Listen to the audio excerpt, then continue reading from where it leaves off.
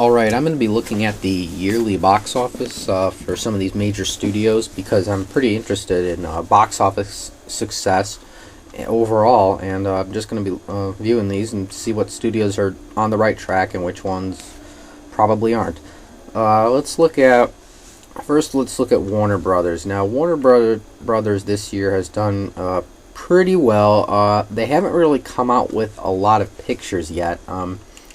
As much as the other studios. They've come out with two big pictures so far, 10,000 BC and Fool's Gold.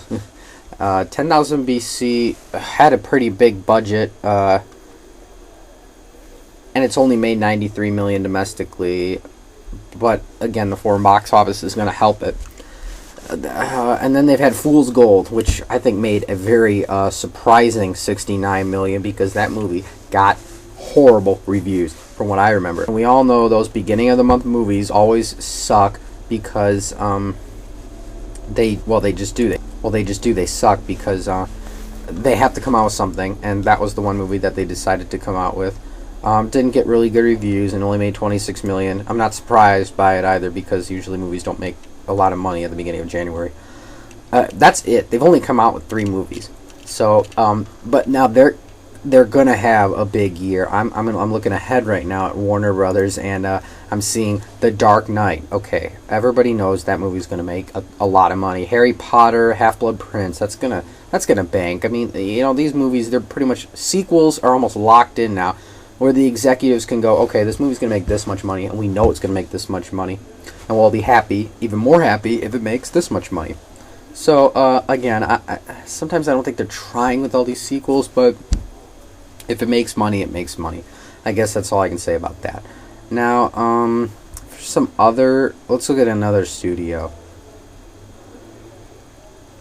Let's look at Sony. Sony has done actually, I think Sony's done the best this year of all probably the second best this year. So far, they've come out with Vantage Point, which made a lot more money than anticipated. That movie had a very modest budget of $40 million for a high chase thriller. Usually those are a little bit more expensive, but Sony's going on the low end of budgets, which is surprising because they've been making so much money off of the Spider-Man movies. You'd think they might put a little bit more money into the movies, but they're not. They're going at the 40 million mark. They're kind of starting to follow the Paramount trend, which it does work if your movies make quite a bit, which Vantage Point did.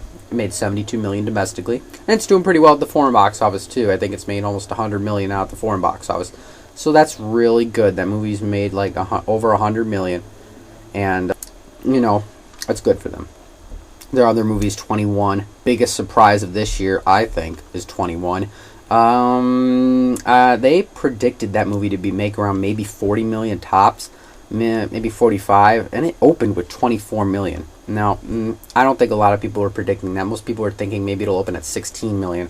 So that did really good, and it's held well, which is even more surprising because this year movies are not holding well. That's one of the biggest problems this year. Is they're doing pretty good on opening weekend, but then they just die off. I mean, there's so many movies that have made at least 20 on opening weekend, and then aren't even making 50 overall.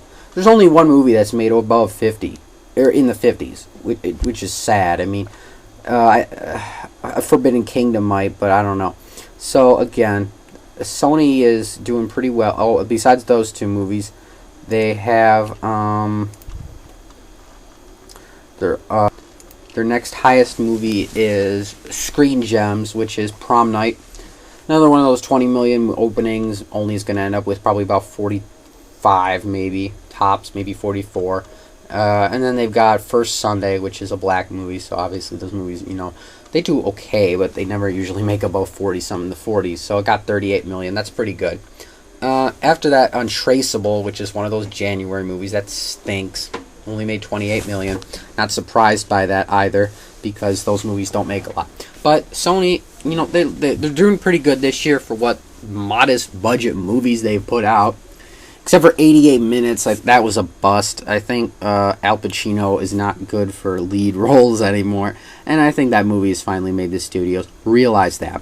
He was good in Ocean's 13, obviously, because he had a cast surrounding him, top-notch cast actually surrounding him. So that movie, plus it was a franchise movie, so it was pretty much guaranteed to do somewhat well. Okay, let's go next to Fox. Fox is one of the most interesting studios this year because Fox has gone with the strategy, let's just keep pumping out movies. They've made the most movies this year. I think they've made 8, which is a lot for only, 4 months into the year. They've Horton Hears a Who is their number 1 movie. It's made 150 million so far. I think it's pretty much done now. Domestically, it's still doing pretty good. The foreign box office, though, that was their biggest movie. I think they planned on that being their biggest movie this year, obviously, because it is Dr. Seuss brand and it's aimed towards a good kid audience. So obviously, it's going to do a lot better. Opened with 45 million, which was the best opening this year, prior to Iron Man, which just came out. So besides that, they've got so many movies that they've come out with. They've come out with Jumper, which was not reviewed well, but it still made 80 million. 27 Dresses, which made 76 million. That's a chick movie.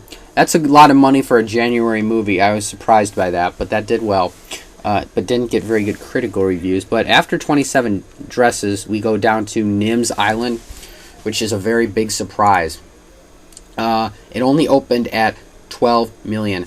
And it's already up to 42.5, which I can't believe. It has had amazing holds. Even this week against Iron Man, it managed to hold very well. I'm surprised by that. I think it's getting good word of mouth. I think that's why it's held so well, because usually the kid movies, they go pretty quickly because the kids go see them opening weekend with their parents, and then they go. The adult movies usually have the longer holds because adults spread word of mouth, and it gets more people to go see it. So I'm really surprised that movie's held as well as it has, especially because it didn't get the best reviews. Now, after that, they've got Meet the Spartans. I'm not even going to talk about that. That movie was crap. I can't believe it made 38 million. Just warned for them to do another movie. And then Shudder. Thriller, horror movies don't do well ever. It made 25. But again, they didn't probably barely put any money into that, probably all 15 million. So again, that's that. And that's it for them. But that's a lot of movies. They've had the most amount of movies. I think they have had the most amount of movies. So they're pumping them out pretty quickly, and they're giving them good budgets. Jumper had an $85 million budget. 27 Dresses had a modest $25 million budget, but it still did well. Nim's Island had a $37 million budget. Excuse me. So yep. Horton Hears a Who and Jumper were their 2 big ones, but now they're going to come out with a lot. See, Fox, they've had a lot at the beginning, but now they're going to really cool off because now they're not going to have a lot after. They don't have the big May that they usually have with X-Men or Star Wars. They don't have that this year, so I think they realized we got to come out with some other stuff, which they did. It did pretty well, but again, yeah. They've just come out with too much, I think. They're putting too much money into these movies now. But whatever they want to do. Okay, now let's look at Paramount. Paramount has been diminishing. It did so bad from 2003 to 2006. And I think 2006 they just did so bad that they finally realized, you know what? We have to pair with the studio because we're going downhill. They just weren't making... Even if their movies were good, they were not getting attention of the general crowd. So they realized we got to do something. So they paired with DreamWorks. That's worked out good for them because DreamWorks has the Shrek movies and they have all those animations that make a lot of money from the kid audiences. So, you know, that's what they did. So it worked out good for them. Except for this year, they've done really well now. So maybe because they have more money, but again, I don't think it's because they have more money because their movies that they've done really well with are not. They weren't big budgets. Well, I guess they were okay budgets.